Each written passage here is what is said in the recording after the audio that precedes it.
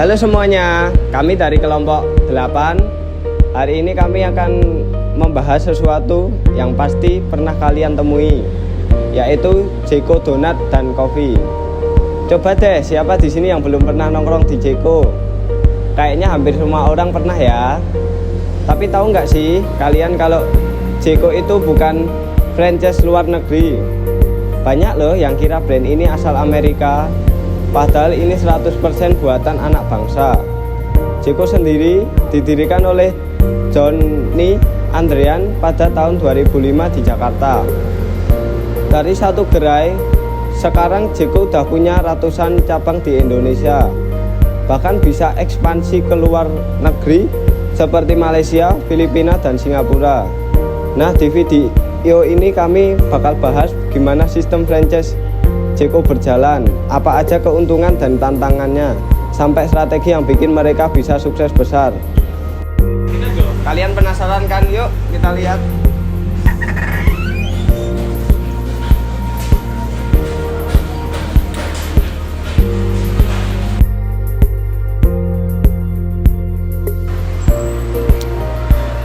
Kalau bicara soal bisnis franchise, Jeko ini termasuk yang paling terstruktur loh. Mereka pakai sistem bisnis format franchise. Artinya, franchise nggak cuma beli nama Jeko, tapi juga seluruh konsep bisnisnya, mulai dari desain gerai, bahan baku, SOP pelayanan, sampai pelatihan karyawan. Franchisor alias pihak Jeko Pusat bakal bantu dari awal banget nih, nyari lokasi, bangun gerai, bahkan bantu promosi pas pembukaan pertama. Jadi, kualitas dan pengalaman pelanggan di setiap cabang dijaga biar tetap sama, entah di Jakarta, Bali, atau bahkan luar negeri.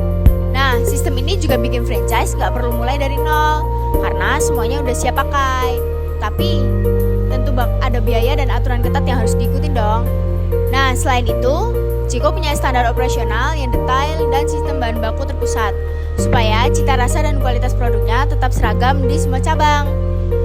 Franchisor juga ngasih pelatihan manajemen, dukungan promosi nasional, dan pengawasan mutu secara berkala biar bisnis mitra bisa berjalan dengan lancar. Konsep toko Jeko pun dibuat seragam, hangat, modern, dan nyaman, sehingga pelanggan bisa merasakan pengalaman yang sama dimanapun mereka berada. Nah, dengan sistem yang kuat dan konsisten ini, Jeko berhasil menjaga identitas mereknya dan memberikan keuntungan bagi para mitra yang ingin menjalankan bisnis dengan standar profesional. Nah, kali ini aku mau bahas tentang keuntungan jadi franchise Jeko Donuts and Coffee. Pertama, siapa sih yang gak kenal Jeko? Brand ini tuh udah terkenal banget, bahkan bisa dibilang jadi salah satu ikon coffee shop modern di Indonesia. Nah, itu udah jadi keuntungan besar buat franchise, karena kita gak perlu susah payah bangun nama dari nol.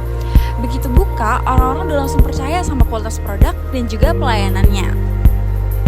Kedua, Jeko itu punya sistem bisnis yang super rapi dan profesional. Mereka bantu kita dari awal banget, dari mulai pelatihan karyawan, penyediaan bahan baku, sampai juga strategi promosinya. Jadi semua cabang tuh punya standar yang sama, entah di Jakarta, Bali, bahkan luar negeri sekalipun. Itu bikin operasional jadi lebih mudah dan minim resiko gagalnya. Selain itu, Jeko juga aktif banget di media sosial. Promosinya kekinian banget, sering kolaborasi sama beberapa influencer dan juga selalu update tren baru. Nah, sebagai franchise kita juga ikut dapat efek positif dari branding mereka yang kuat itu. Dan yang paling aku suka, bisnis kayak Jeko tuh punya pelanggan setia. Jadi konsepnya bukan cuma tempat beli donat doang, tapi juga jadi tempat nongkrong yang nyaman dan estetik banget. Makanya peluang balik modalnya juga lumayan cepat, biasanya sekitar 2-3 tahun aja. Jadi kesimpulannya, kalau kamu punya modal dan suka dunia kuliner dan pengen bisnis yang udah terbukti sukses, franchise Jeko ini bisa banget jadi pilihan yang aman dan tetap menjanjikan.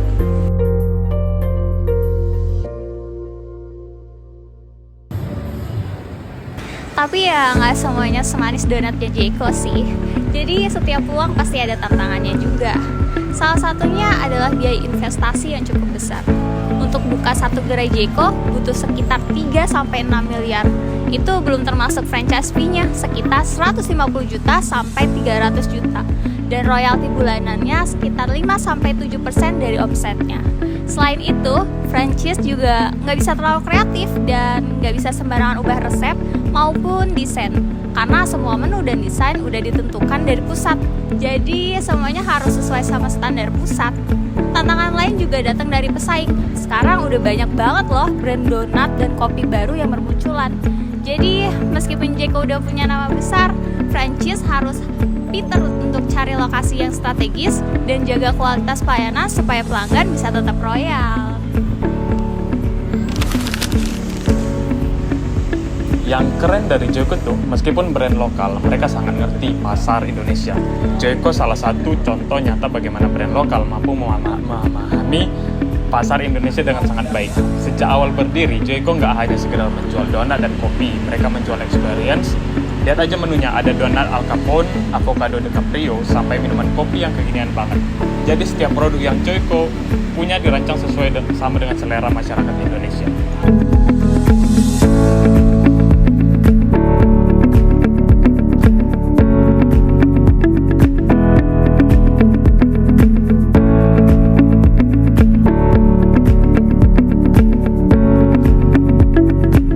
Mereka juga aktif di Instagram dan TikTok loh, dan sering banget promosiin produk-produknya pakai influencer buat memperkuat citra yang modern dan dekat sama generasi muda.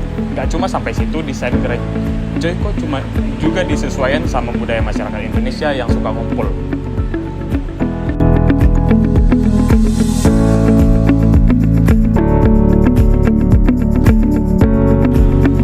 Jadi tata ruangnya dibuat nyaman, hangat, dan mendukung suasana santai buat bekerja maupun bersosialisasi. Jadi desain tokonya tuh nyaman banget buat nongkrong.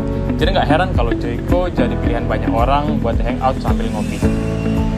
Joyko itu bisa jadi sebuah bukti bahwa brand lokal bisa bersaing secara kuat loh, asal mampu beradaptasi dengan cerdas dan mampu menyesuaikan karakter sama pasar domestik.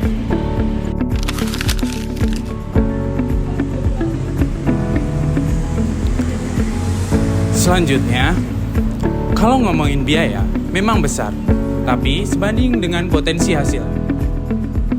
Biasanya, dengan manajemen yang baik dan lokasi strategis, modal bisa balik dalam waktu 2-3 tahun.